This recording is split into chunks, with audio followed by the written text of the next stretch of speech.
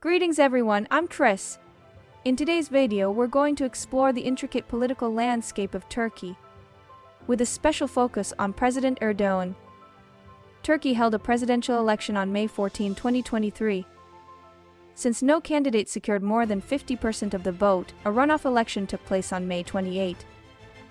Recent polls indicated a slight edge for the opposition candidate, sparking widespread interest in a potential change of government. However, the incumbent, Recep Tayyip Erdoğan, who has been in power for 2 decades, secured his re-election with 52.14% of the votes. Our main discussion today will center around the role and influence of President Erdoğan. The 2023 presidential election in Turkey has been dubbed the most crucial election globally. Today's video aims to shed light on who President Erdoğan is and why this election is so significant. If you find this video interesting, please support us by hitting the like button. Now, let's get started. First, let's take a brief look back at the history of the Ottoman Empire, the predecessor of the Republic of Turkey, which was founded in 1923. For 600 years, the Ottoman Empire ruled most of the area around the Mediterranean Sea and was the center of world civilization. But from the end of the 18th century, it suffered a series of defeats in wars and followed a path of decline.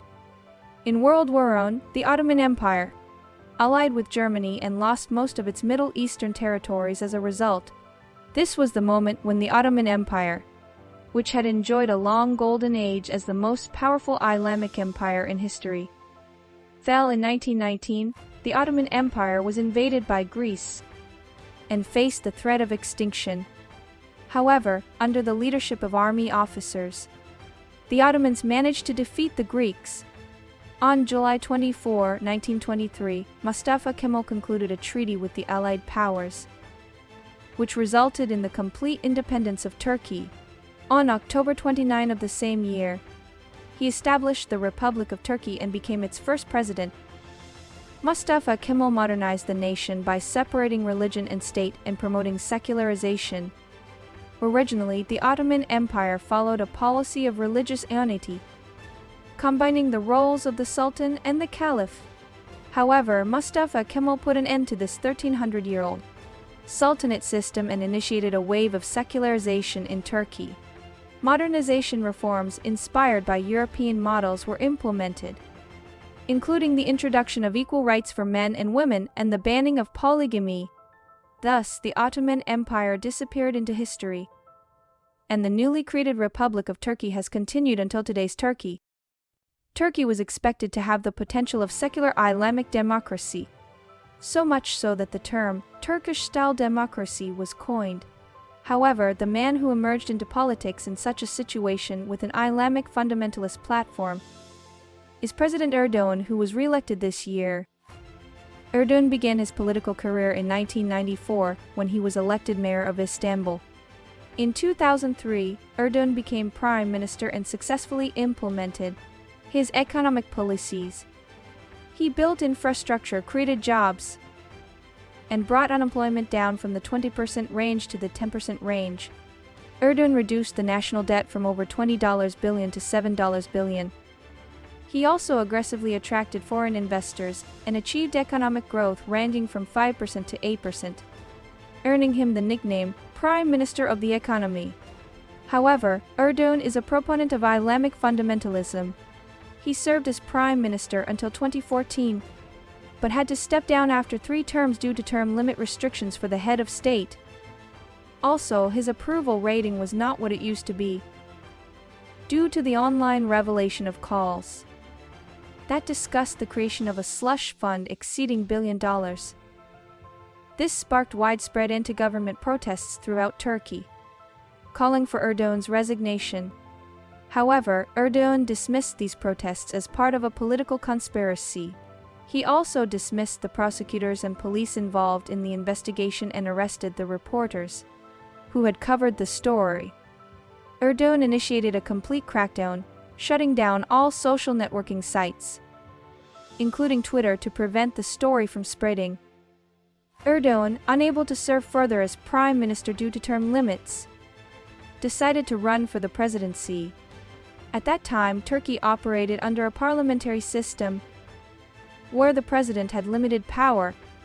Unhappy with this, Erdoğan amended the constitution to transition to a presidential system, assuming office in 2014 with expanded powers. With the president now wielding real power, the role of the prime minister became largely ceremonial. In 2017, Erdoğan transitioned Turkey to a presidential government system, changing the presidency from a single 7-year term to a renewable 5-year term, thus embarking on a full-fledged long-term government. The main problem with this constitutional change was the complete absence of any checks and balances on the president. This led Erdoğan to be called a modern-day emperor and a 21st-century sultan.